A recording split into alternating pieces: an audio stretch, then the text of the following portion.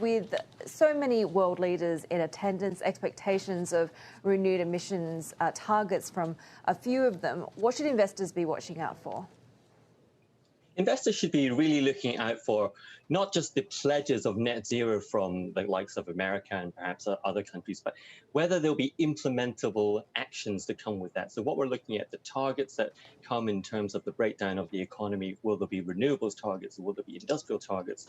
Will there be transportation targets, for example? And to see whether they'll be changing the laws and regulations in those areas to make these policies implementable from a lower carbon emissions point of view.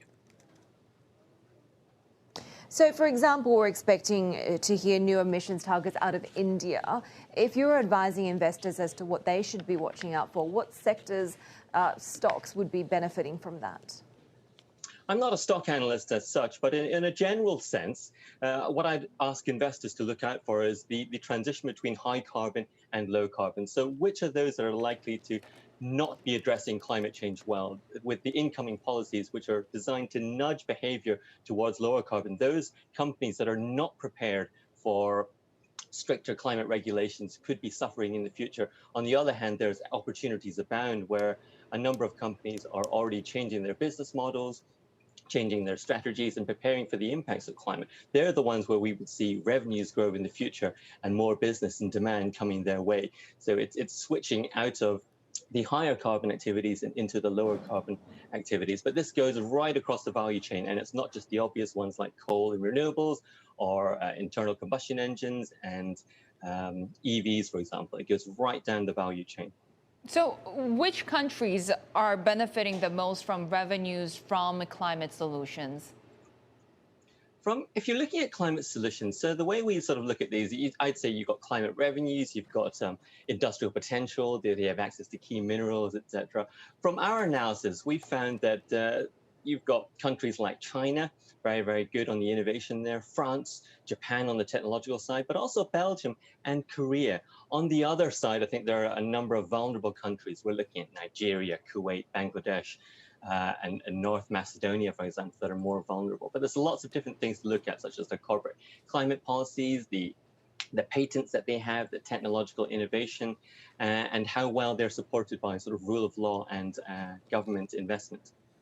So when we have these conversations about climate change, we tend to focus on the positives, innovation, the investment opportunities. What about the potential risks? We heard from Ma Jun, the former PBOC policy member, that committee member that was telling the Boao Forum that if you have these high carbon emitters having to change their business models, that you could see a spike in bad loans, that could actually threaten financial risk.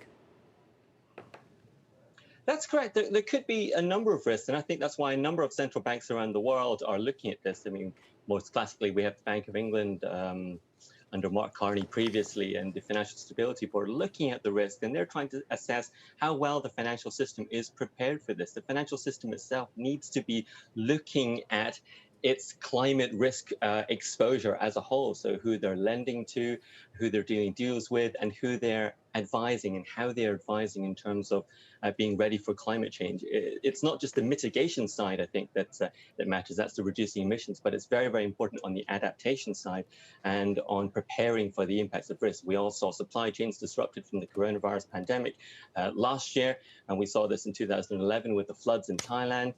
These can happen, and they manifest themselves in different ways. So being prepared, not just for the short and medium term, but for the longer term as well. So a change in business model is required. And not doing the work now means that the cost, the potential economic costs could be higher at a later stage. What are the costs, particularly when it comes to reputational damage, a lack of attractiveness as an investment destination for countries that don't take enough action? It's about the overall assessment of how you address climate change. So for countries that don't take enough action, you're not prepared for the linkages that require, such as infrastructure, internet stability, bridges, and things like that. And we've seen this with disruption earlier last month with the Suez Canal being blocked.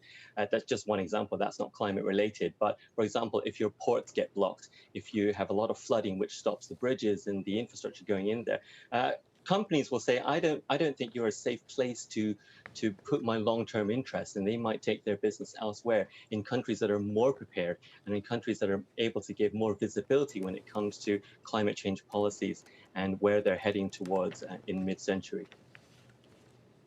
What would you like to see in the Biden infrastructure plan that would be transformative in the way that it's been billed as for climate change?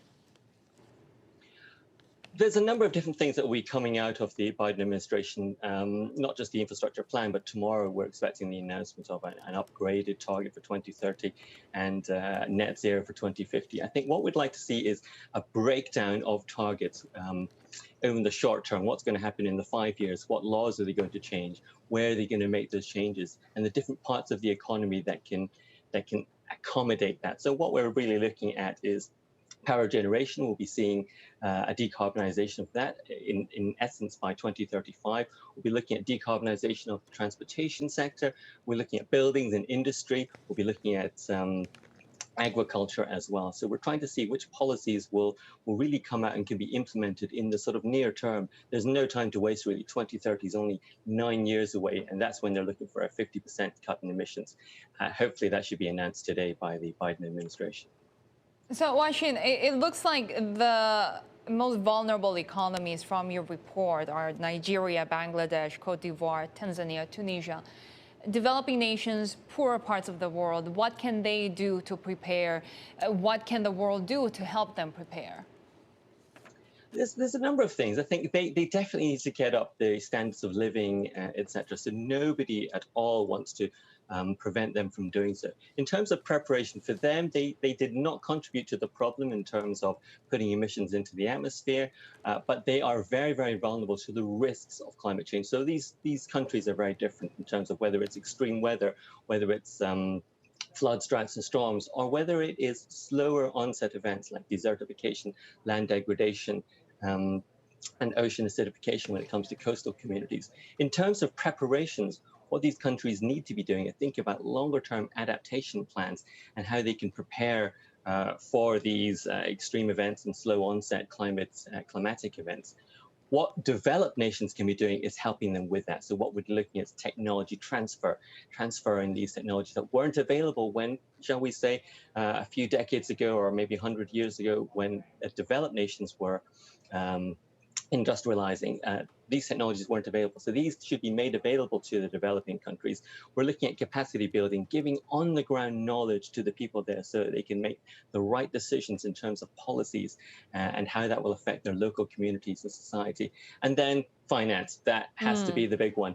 Finance, what we're looking for in the Paris Agreements definitely is for a transfer of what they call climate finance from the developed world to the developing world, where we're looking at 100 billion. So numbers aside, the developed economies really should be providing some finance to help do all of that technological innovation, capacity building in the developing world so that they can prepare themselves, because they're the ones that are going to be suffering most from climate change in the coming years.